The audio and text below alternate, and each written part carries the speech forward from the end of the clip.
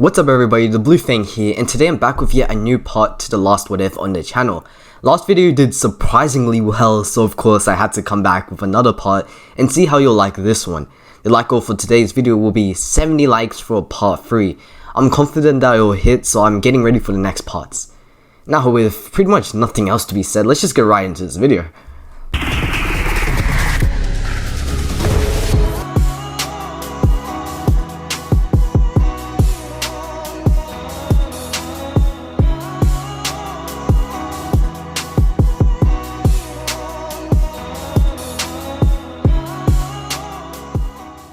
So for a quick recap, Naruto had been wounded by an enemy that was ordered to take him away due to his hidden abilities. The enemy failed and Naruto not only gained his freedom but something else with it.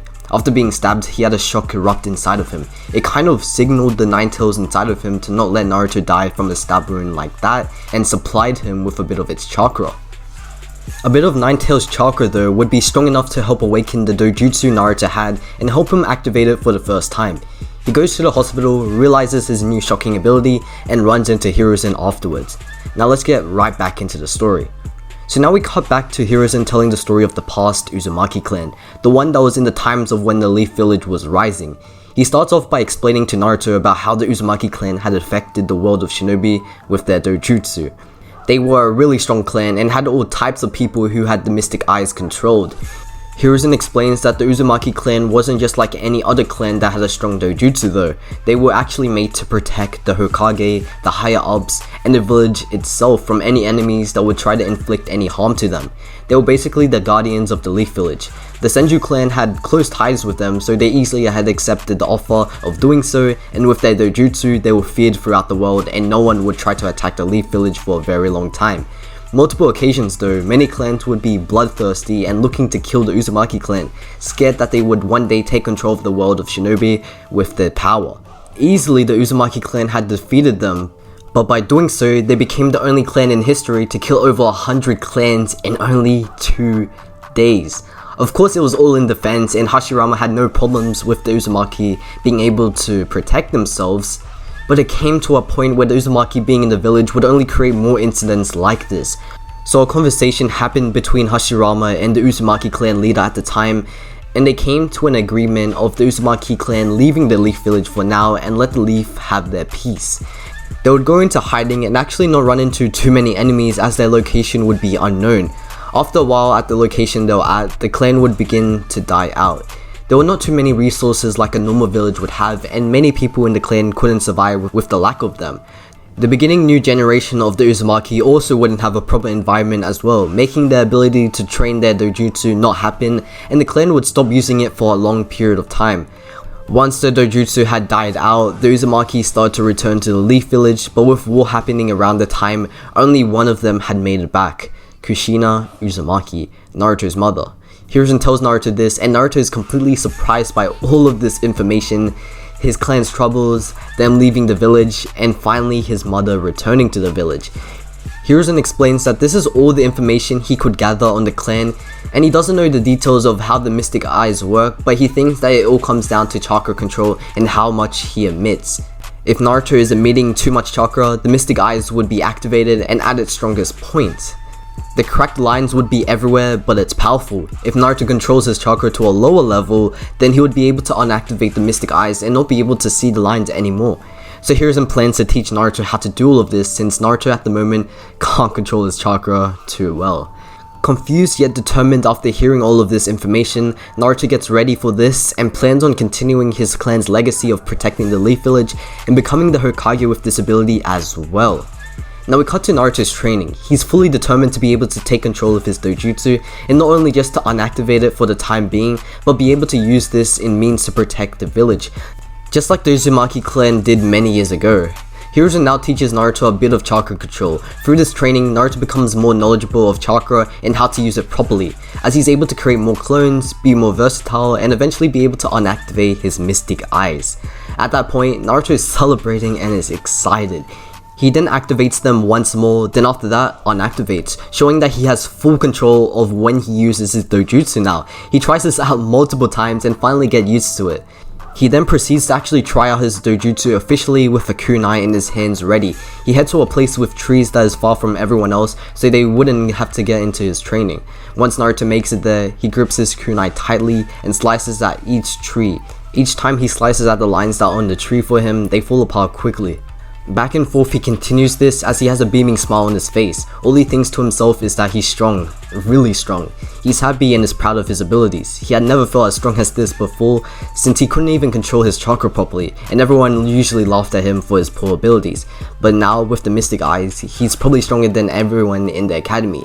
Maybe even people at Chunin or Jonin level. He thinks this to himself and slowly becomes cocky. But right now he's confident that he'll become Hokage and achieve his dream. We cut to the Sound Village where Orochimaru has finally realized that the ninja he had sent had been defeated. They haven't returned in days and now he's irritated. They couldn't even capture a 12-year-old child.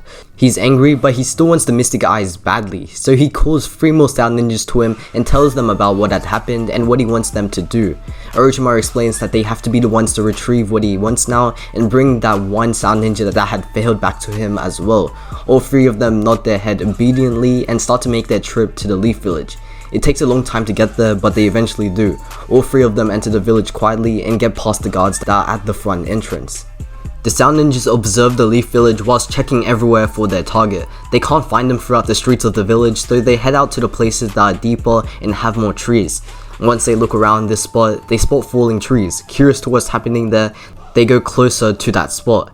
Hiding in the bushes, the Sound Ninjas observe the disturbance in the forest, and right there, they find their target Naruto Uzumaki by himself in training. While staring at him, they also take a look at his eyes and see them glowing, indicating that he has actually awakened his Dojutsu, the mystic eyes. Even while shocked at this, they're still determined to capture him, so all 3 of them at the same time start their attack. Naruto, unaware of the attack, continues his training and works on how quick he slices at the lines. While he does this, the Sound Ninjas get in spots where it will be easier to attack him, so after a while they charge. As the tree Naruto had just cut falls, a Sound Ninja pops up from behind the falling tree, zips through the air and goes out to grab him. Naruto sees this and is in shock for a second, but quickly snaps out of it and swiftly makes use of his kunai and drives it into the Sound Ninja's arm and knocks him out of the way. There are of course death points on the ninja, but Naruto didn't actually target them just yet. As he's facing this one Sound Ninja, the other 2 pop up from behind him and each grab at him at different points. One grabs his legs and the other one grabs his arms. They tightly do this so he has no other way to go, while the 3rd ninja gets back up.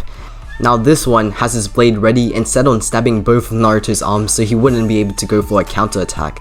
This attack eventually starts off and Naruto is left with no way to go to save himself. Naruto decides to finally ask them what they want, why they have come for him and why they're attacking him, because this has happened 2 times now. One of the Sound Ninjas explains that all they need are his mystic eyes and bring him back to their master. That's it. Naruto tells them that if they know anything about the mystic eyes and its power, they don't respond. Naruto realizes this and grins. So your master hasn't told you anything of the power of God. The Sound Ninjas are now interested after hearing Naruto say this. Power of God, of course they would be. Naruto continues, you know these mystic eyes are powerful enough to shake the earth. They have complete control over death and could cut through the world in one slice. With this Dojutsu, you could kill anything living, even a god. Naruto explains all of this with a smile. Distracted by Naruto's words, the Sound Ninja grabbing onto him unconsciously lets him go a bit. They're still grabbing him, but not as hard anymore. One of them decides to ask if they actually could have the Dojutsu. Would they be able to be the strongest person in the world? Naruto nods his head. The Sound Ninjas now have a grin on their face. They realize that they could even be stronger than the great Orochimaru. They begin to talk amongst themselves about this topic, but while they do so, Naruto begins his move.